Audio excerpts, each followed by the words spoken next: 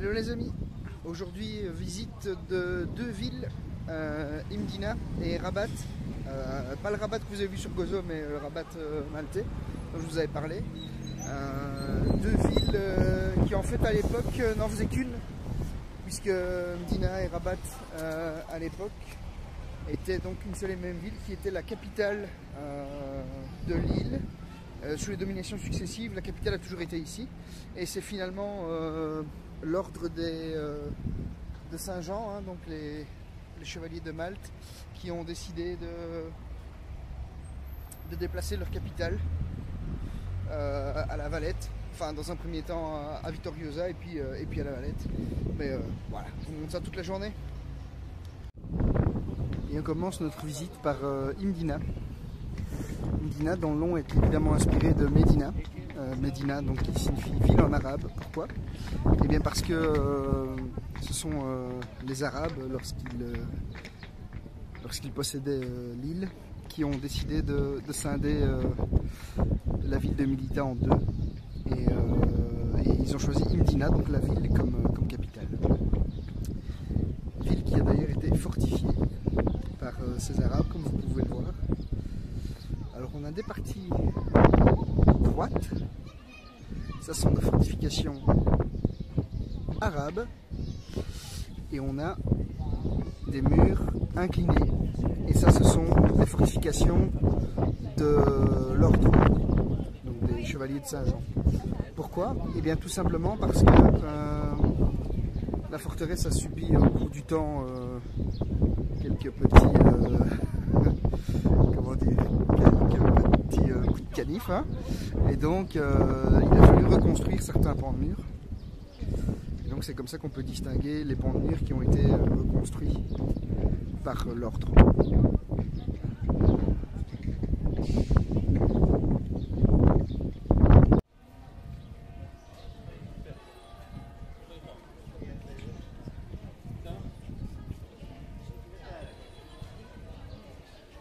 Ça c'est l'actuel bureau de police de Imdina. C'est joli quand même. Hein.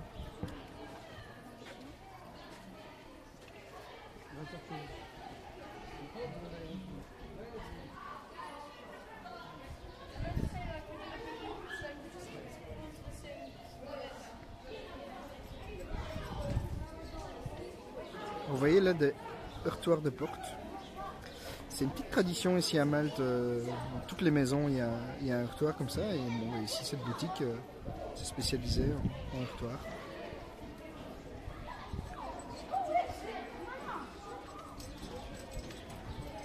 Ils ont chacun leur signification, évidemment.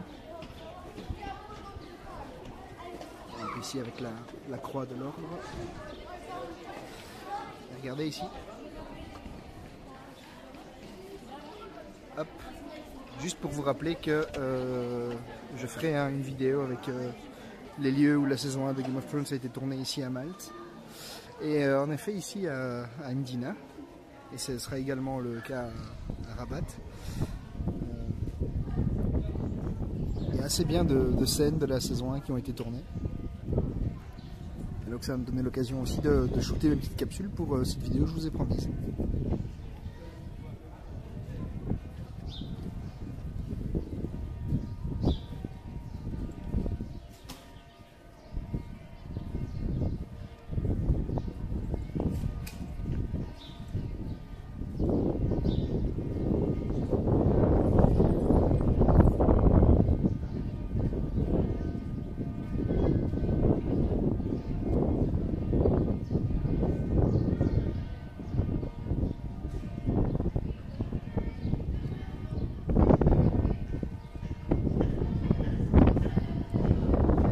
Vous voyez ici que les rues sont assez étroites et pas droites.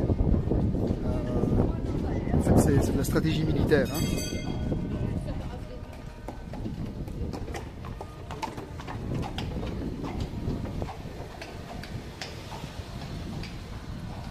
C'est une raison militaire, c'est que en cas d'invasion,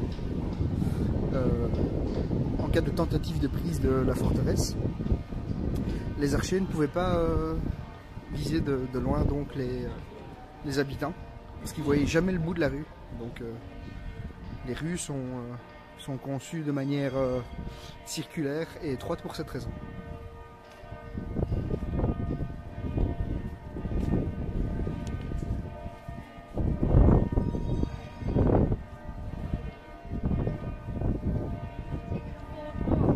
On a ici une boutique qui regroupe tous les, tous les stéréotypes maltais. Donc on a les heurtoirs, hein, dont je vous ai parlé. On a des chevaliers de l'ordre de Malte. Voilà, des figurines de chevaliers. Des figurines pieuses. Et du jus de figue de Barbarie. Voyez, on trouve beaucoup de... On est censé trouver beaucoup d'aliments à base de figues de Barbarie ici à Malte. C'est vrai que j'en ai pas encore vraiment goûté. Ça ne serait pas tardé. Et juste à côté, une boutique qui vend des croix de l'ordre de Malte.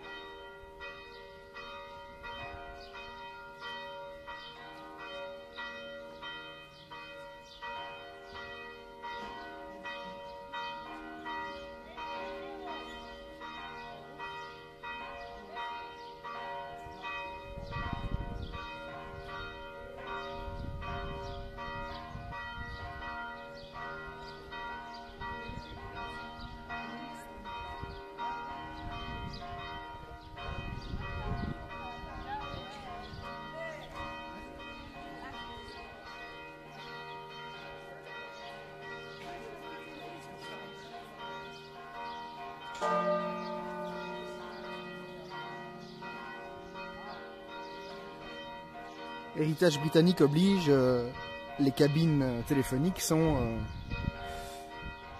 des cabines rouges typiques comme à Londres. Hein.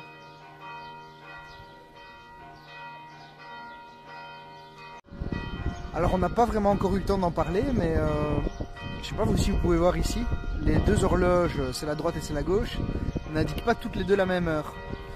En fait, traditionnellement ici à Malte, l'horloge de droite des églises qui ont deux horloges indique une mauvaise heure. Pour quelle raison? Tout simplement, pour tromper le diable. Donc on indique une mauvaise heure pour tromper le diable. Comme ça il ne peut pas s'inviter à la messe et venir troubler les fidèles pendant la messe justement.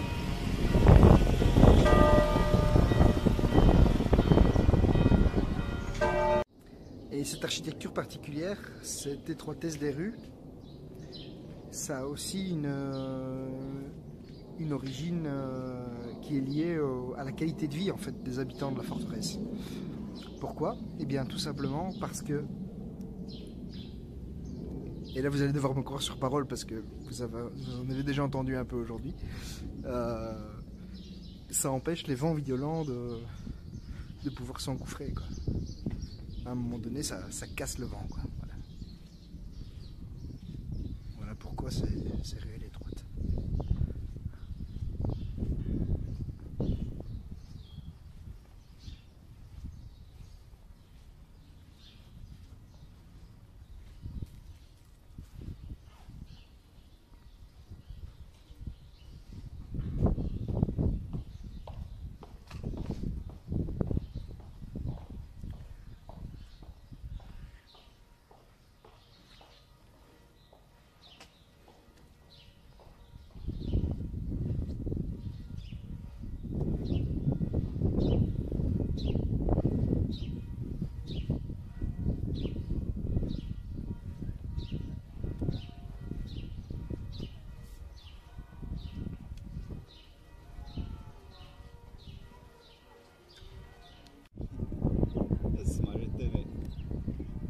It's not friendly for English, right? Okay, English last there.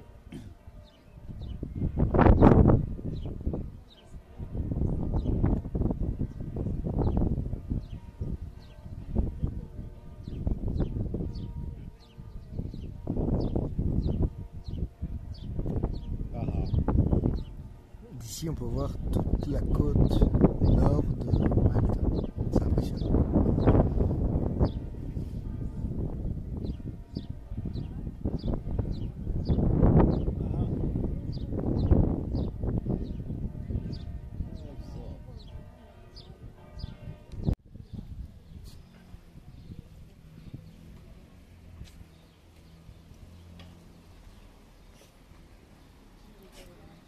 Après notre visite de Imdina, nous voici à Rabat, la petite sœur, la moitié en fait, hein, plutôt que la petite sœur, puisque je vous rappelle que à la base les deux ne formaient qu'une seule ville, Melita qui a d'ailleurs donné son nom à l'île de Malte. Hein.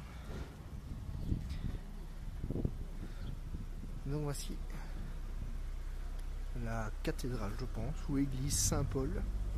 On a beaucoup d'églises Saint-Paul ici parce que Saint-Paul, donc l'apôtre, hein, est censé avoir échoué ici à Malte en 60 après Jésus-Christ. Pas l'apôtre, donc l'évangéliste. Est censé avoir échoué ici à Malte et c'est dans le coin. Regardez, on a pas de voyeurisme, mais un enterrement ici.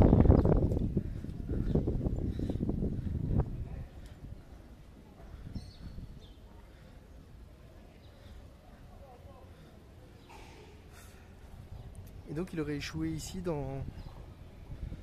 Malte et c'est ici à Rabat qu'il aurait commencé à prêcher. Il y a d'ailleurs une grotte qui est possible de visiter, mais j'aurai pas le temps en fait, je suis trop court au niveau du timing pour les voir. Donc voilà.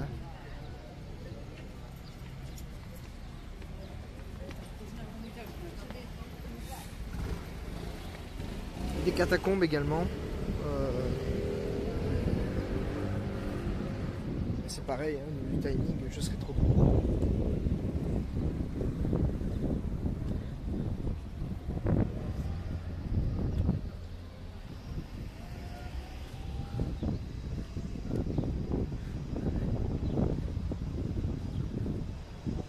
Rabat n'a pas le charme d'Imdina, hein, c'est évidemment très différent.